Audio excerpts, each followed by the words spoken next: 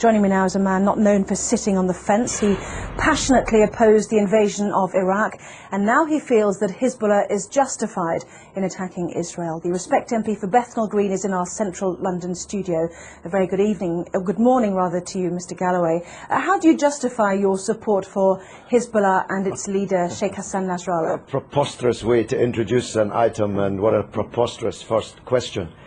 24 years ago, on the day my daughter was born, and I've just celebrated her 24th birthday, I had to dash to the maternity hospital to see her given birth from a mass demonstration in London against the Israeli invasion and occupation of Lebanon. Israel has been invading and occupying Lebanon all of my 24-year-old daughter's life. The Hezbollah are a part of the Lebanese national resistance who are trying to drive, having successfully driven most Israelis from their land in 2000, Israel from the rest of their land, and to get back those thousands of Lebanese prisoners who were kidnapped by Israel under the terms of their illegal occupation of Lebanon.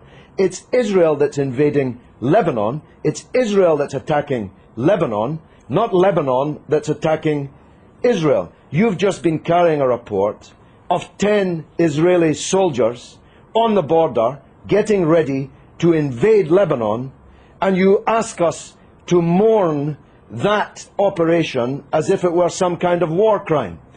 Israel is invading Lebanon and has killed 30 times more Lebanese civilians than have died in Israel. So it's you who should be justifying the evident bias which is written on every line on your face and is in every nuance of your voice and is loaded in every question that you ask.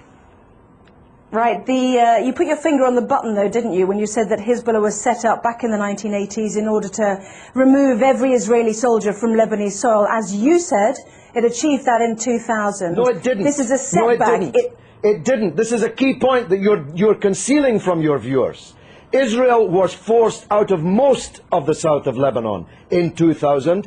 It still occupies a part of Lebanon since 2000. The Shebaa Farms area, which is subject to this latest UN draft resolution. Thousands of Lebanese prisoners have been kidnapped by Israel. Hezbollah I spoke and just a the moment Lebanese ago to the Israeli to Foreign Ministry released. spokesman, who said that the 3 Lebanese who have been captured, perhaps you'd like to use that word, have been before a judge These are and not been the through a prisoners. court of law. Oh, please, have a slightly longer memory than 4 weeks. I'm talking about the thousands of prisoners taken during the 18 years of Israeli occupation, illegal occupation of South Lebanon. These are the prisoners that have to be released in exchange for the Israeli soldiers that were captured at the beginning of this wave of the crisis. Can I ask you about a report that's in today's Sunday Telegraph, which showed that Iran has given Hezbollah long-range missiles capable of targeting any part of Israel. Iran, according to this Iranian MP who helped found Hezbollah, has also said that Iran has given the authorization to target Tel Aviv. Can you blame Israel for wanting to destroy those missiles? This is preposterous. America has given Israel missiles that can target not just every city in Lebanon, but every city in the Arab and Muslim world, including Iran. Why should America be allowed to give long-range missiles to Israel, including hundreds of nuclear missiles, but Iran is not allowed to give missiles? Because it's given it to a terrorist organization. But they're not a terrorist organization. Only in the mind of Rupert Murdoch's Sky and the Times and the Sun and the News of the World. I'm going to stop you there, Mr. Galloway. Prescribed terrorist organizations. One man's terrorist is another man's freedom fighter. We know that perfectly well. In most people's eyes, they are deemed to be. They had a choice, didn't they? Let's understand this. They had a choice, like the IRA. To take on politics. Listen, Anna. I'm saying they had a choice to absorb the idea of politics. They've got 2 Hezbollah cabinet ministers. Anna, one man's terrorist is another man's freedom fighter. You are totally wrong in saying that in most people's eyes, Hezbollah are terrorists. In most people's eyes, Israel is a terrorist state. It's the fact that you cannot comprehend that fact that leads to the bias which runs through all of your reporting and every question that you've asked me in this interview. Can I ask you one question? I was relating to the IRA and Sinn Féin. They have decided to embrace politics. Hezbollah had the chance to embrace politics. They've already got two cabinet ministers. They're well respected in the south. In politics. They are. That's what I'm saying. People of the south if you of listen to Lebanon. me, I'm saying they've got two cabinet ministers already. They had a chance to do that. Why did they need to capture and kill Israeli soldiers on the border? Surely that sets back their ambitions to be a political force inside a democratic Lebanon. Look, because Israel occupies their country and holds thousands of their compatriots as kidnapped hostages in their dungeons. It's really very simple, except if you think only in a clock that goes back 4 weeks.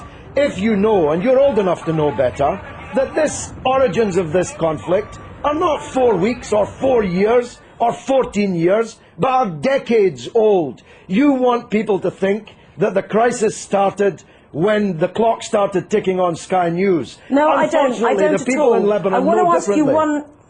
I want to ask you one final question. Do you think that the 4 weeks that we've seen, as you mentioned, the 26 days of this crisis, has set back Hezbollah's ambitions? Not only are Israeli soldiers now over the border. Let me finish. Let me finish. Would you mind letting me finish, please? Not only are Israeli soldiers over the border in sizable numbers, but also their claims to be a good political organisation to help a democratic Lebanese government with the Syrians who've also now left an independent state. That has also come to blows as well. What a silly question. What a silly person you are. Hezbollah is winning the war. You can see it on the other half of the screen. Hezbollah is more popular today. That was not my question. Hezbollah is more popular today in Lebanon, amongst Christians, amongst Sunnis, amongst Shiites, amongst all Arabs, amongst all Muslims, than it has ever been. It's Israel who's lost the war, and Bush and Blair, for politically organising the war, who've lost politically. This is a defeat for Bush and Blair and Israel. Everybody but you can see it. Let me separate out that question then. Is it a setback, given that Hezbollah was set up in order to get Israeli soldiers off Lebanese soil, that there are now more Israeli soldiers on Lebanese soil than there were 26 days ago?